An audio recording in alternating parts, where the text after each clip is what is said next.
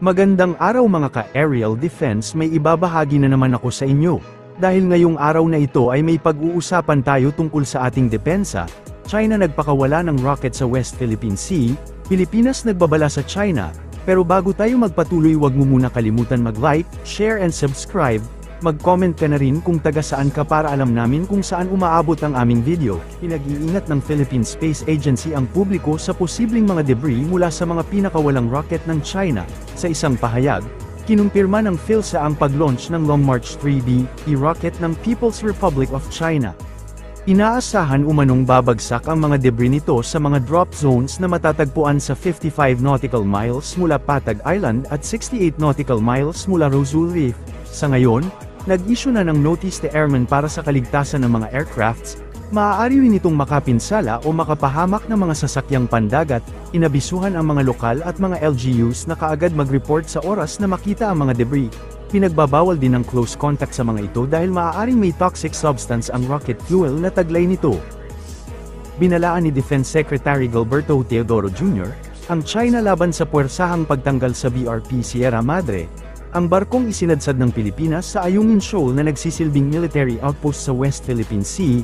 Ayon kay Teodoro, kung gagawin ito ng China, ay ituturing na itong isang act of war at tiyak na magpapakita ang Pilipinas ng mabigat na pagtugon, kasama na ang potensyal na pagsuporta ng US. Ayon kay Teodoro, ang naturang barko ay nagsisilbing outpost ng Philippine sovereignty at hindi lamang isang kinakalawang na lumang barko. Ito aniya ay isang piraso ng Philippine territory. Una na ring tiniyak ni Philippine Navy spokesperson for West Philippine Sea Rear Admiral Roy Vincent Trinidad, na mayroong nakahandang contingency ang Pilipinas kung sakaling ipilit ng China na tanggalin ang BRP Sierra Madre, gamit ang maraming mga puwersa, military, at naval asset nito. Ang Ayungin Shoal kung saan nakasadsad ang BRP Sierra Madre, ay may layong 200 kilometer mula sa probinsya ng Palawan habang ito ay 1,000 kilometro mula sa pinakamalapit na landmass ng China, ang Hainan Island. Ayon naman kay National Maritime Council Undersecretary Alexander Lopez, pinag-uusapan at pinag-iisipan pa rin ngayon ang posibilidad na pagrenta natin ng mga barko sa ibang bansa.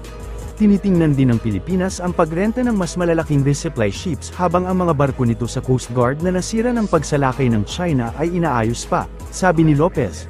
Ngunit ang fine print ng posibleng mga deal sa pag-upa ay hindi pa natatapos, dagdag niya. Yung unang tanong ko po, you reported in an earlier report na yung government is mulling the idea of leasing ships from other countries. Ano po ang estado nito sa pagkasalukuyan? And if so, gaano karami yung tinitignan ninyo ng mga barko na pwede natin alkilahin? At in terms of deployment, paano po ito? Unang-una, narinig natin sa kamakailan lamang na naimbanggit ito ni Senator Tolentino. Siguro sabi niya, isang option dito. Tunay po yun, isang option. In fact, hindi na ito naimbanggit, even yung nasa servisyo pa ako, na-float na itong idea na ito. Bakit pwede tayong umarpila kasi wala nga tayong kulang ng ating mga kagamitan na pandagat. So, nandun na yung usapin na yun, doon pa. Maganda lang na naibanggit ng ating buting senator, si Senator Tolentino. At sana, siguro, ma-consider ng ating mga otoridad at pag-aralan mabuti. Kasi hindi rin ganun kadali. Madaling humiram, no? Parang kotse yan. Pag nag-release ka ng isang kotse, may mga tanong dyan. Kasama mo yung driver sa i-release mo sa kotse o wala. No? Kayo ba ang mag-maintain ng kotse o hindi? So, ibabagsak natin doon sa perspektiba ng mga barko. Tama ang sinabi mo, ilan ba ang kailangan natin ng barko? Anong mga uri ng mga barko ang dapat natin i-lease? No? Meron ba tayong pera para mag-lease? Kasi hindi rin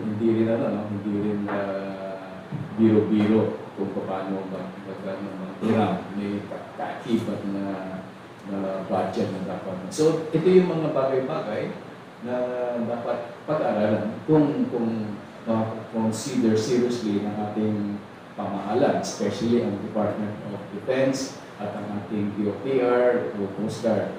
Dapat ba maghiram muna habang hinihintay natin yung ating mga barkong pinapagawa o binili na habang ginagawa.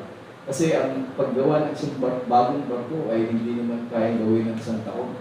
Hindi kaya gawin ng 2 taon. Normally, mga 4, 5 taon o 7 taon. Kasi hindi ito pangkaraniwang barko na ginagawa sa persona sa commercial. Meron silang mga specifications.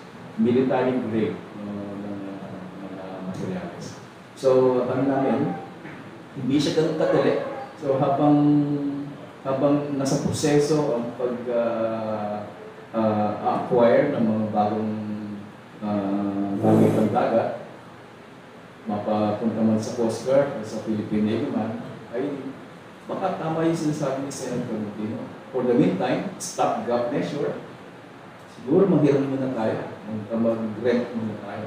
But then again, sasagutin natin yung mga tanong natin kanina. Ilan ba? Anong klase ng barko?